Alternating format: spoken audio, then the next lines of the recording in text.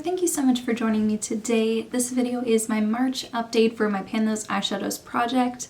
I did hit pan on one of the shades from my quintet, and I do have two other shades that I'm rolling out because I've used them over 20 times. So I will be bringing in 3 new shades this month. I'm going to start by showing you a picture of the eyeshadows that I was working with both in January and February. I didn't roll any new shades in or roll anything out in February, so it was the same color palette for both months. Let's start by talking about the shade that I hit pan on. It was from the Too Faced Natural Lust palette, and I'm working on 2 shades from this palette, but the one that I hit pan on is Love Spark, which is this shimmery gold champagne color here. Over the past month, I used this an additional 17 times. I also used it 17 times in January, and I did use it a couple times before rolling it into the project. And I am surprised that it took so long to hit pan on a shade that I can use a lot of whenever I do use it. This is a really pretty color. I am wearing it on the center part of my lids today. I am gonna hold on to this palette because I am working on another shade in my quintet from the Natural Lust palette. So I'll talk about that a little bit later. Now for the 2 shades that I have used 20 times, so I will be rolling out.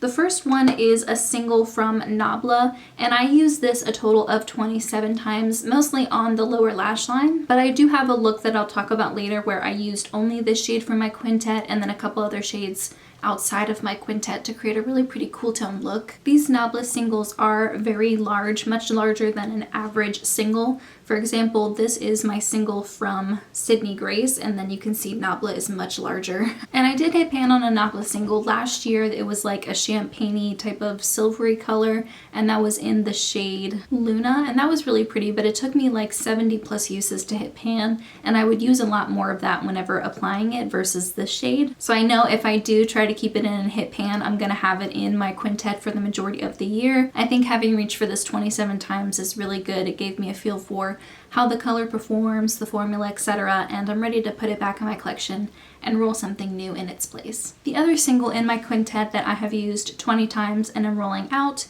is this single from Sydney Grace in the shade Red Chameleon. This is a beautiful shade. I loved wearing it, and I did make a pretty big dip. I used this an additional 10 times last month and 10 times in January, so I did hit my 20 uses, and I'm gonna roll it out. This is a very new single. It's one of the newest eyeshadow singles that I own. I only purchased it last November, and it is a really pretty color and formula. I'm glad I got to play with it some more, but I don't need to hurry up and hit pan on this because it is one of my newer shadows. The next shade I want to talk about is from my Too Faced Natural Nudes palette, and it's the shade Warm Rose. I think there is a bigger dip forming in the shadow, which is very promising, but I do know that it's going to take quite a while to hit pan on it, especially because I do use a fluffier, softer brush to put it in the crease. That's how I use it mostly. Versus the other shade here, Cocoa, I was using it on the lower lash line. I was using it sometimes to deepen up the outer thirds of my eyes. So I was using more pointed brushes or just smaller brushes. So I do think it'll take me longer to hit pan on Warm Rose than it did Cocoa. I used this an additional 12 times last month,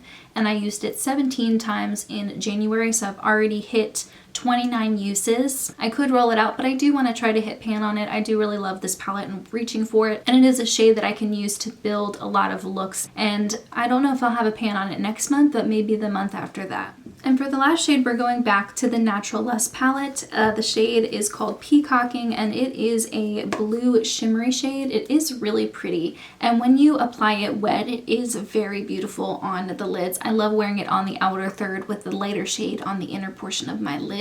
I did reach for this another 9 times this month, which I think is pretty good for a blue shimmery eyeshadow. I do think it's gonna take me maybe longer than Love Spark to hit pan on Peacocking, just because the formula is a lot more hard pressed. I'm going to keep it in, hopefully make better progress next month. Same with that Too Faced Warm Rose shade. It'll probably take me an additional 2 months to hit pan. I don't have any bonus pans to share with you this month, so I'm just going to skip ahead to the change in pan percentage. Last month I had 36 pans out of 273 shadows. At this point I've only hit pan on 1 additional eyeshadow, so my pan percentage has been bumped up to 13.6%. I don't have any specific goals, it's just something that I want to track over the course of the year. I have a feeling that my It's Freakin' Bats palette from Shroud Cosmetics is going to be coming in the mail soon based on my order number and how far along they are in their progress of getting those palettes out. So I think I might, you know, fingers crossed, get it sometime in March. And so my number of total eyeshadows is going to go up next month, I'm assuming. Maybe if not that month, then the month after maybe. So unless I hit pan on a larger number of eyeshadows, more so than just the one that I've been averaging so far in 2021, I think my pan percentage might go down a little bit. Now let's talk about some of my favorite looks that I've created over the course of February, including some complementary shades that I used to create these looks. For look number 1, I wanted to keep it cool toned, maybe a little bit purpley. And I really wanted to focus on that interference shade from Nabla. So I started with Makeup Geek's Phantom in the crease, and then I put Nabla Interference all over the lid, a little bit in the crease and on the lower lash line. And then I put Glass Bull from ColourPop as a topper shade on top just to add a little bit of a blue reflect, because Interference on its own is really more just of a satin shade than a shimmer. I used Makeup Geek Phantom quite a bit on the inner corners. I just really liked that shift of purple. I think that was really interesting. And I think because of the topper shade and because of the subtleties of that duochrome in the inner corner, I think this look looked a lot better in person than I could capture on camera. Look number 2 is actually my Valentine's Day look, and I kept it pretty simple because I wanted to go for a bold lip and I wanted that to be the main focus of the makeup. So I have Warm Rose from Too Faced in the crease, and then I have Love Spark all over the lid with some thicker liner, and then on my lips I'm wearing a liquid lipstick from Stila in the shade Beso. And if I can remember, I will try to tell you what I'm wearing on my lips as well. I know some people in the comments of my past videos have been curious what I'm using to create the entire look. So if I can remember what I have on my lips, I'll try to make sure that's included somewhere. For look number 3, I'm using all 5 shades. I wanted to see if I could create a look that I liked using all 5, and I actually really like how this turned out. I started with Warm Rose in the crease, and then I have Love Spark on the inner half of the lid, and then Peacocking I applied wet on the outer third. I put Nabla Interference on the lower lash line, and then I took that red Chameleon shade from Sydney Griggs and I kind of dusted that on top of the blue shade and blended it into the crease a little bit just to add even more of a reflect and more interest to that blue color. I really do like how those look paired because it brings out more of the bluish green from that shade more so than like the reddish brown base. And on my lips, I think I'm just wearing a lip liner from Charlotte Tilbury in the shade Pillow Talk. And look number 4, I wore this a lot towards the end of the month. I was craving just a really simple look, so I'm just wearing a powder foundation. I'm wearing the Pillow Talk lip liner with the Pillow Talk lip bath from Charlotte Tilbury on top of it. To add a little bit of something in my crease, I just ran my bronzer brush through my eyelid before putting on my eyeshadow just to add a little something to the crease. And then I took Love Spark and I applied that wet all over the lid and on the inner corner. So now for my favorite part, I'm rolling in 3 new eyeshadows, and I'm going to use the Pretty Random app to do that. I have the minimum as 1 and the maximum as 232. So my first number that I'm generating is number 31. Wow, that's really low. Ooh, okay. That is a Cleona single in the shade Morgana, which is a beautiful green. So Morgana is a beautiful, beautiful green color. It'll be perfect for March. I'm really excited. I do have a little bit of a dent in this shade already because I did have a bit of a green phase a little while ago where I was wearing a lot of green eyeshadows. This is so beautiful. I cannot wait to just start using this. And I'm glad I'm getting some more single shadows in the rotation. I feel like I didn't get a ton of single shadows last year, even the year before. Now let's pull another shade. I have 163. What do you know? It's another Too Faced shade. I do have a lot of Too Faced eyeshadows in my collection, so it's no surprise that I'm pulling a lot from that brand.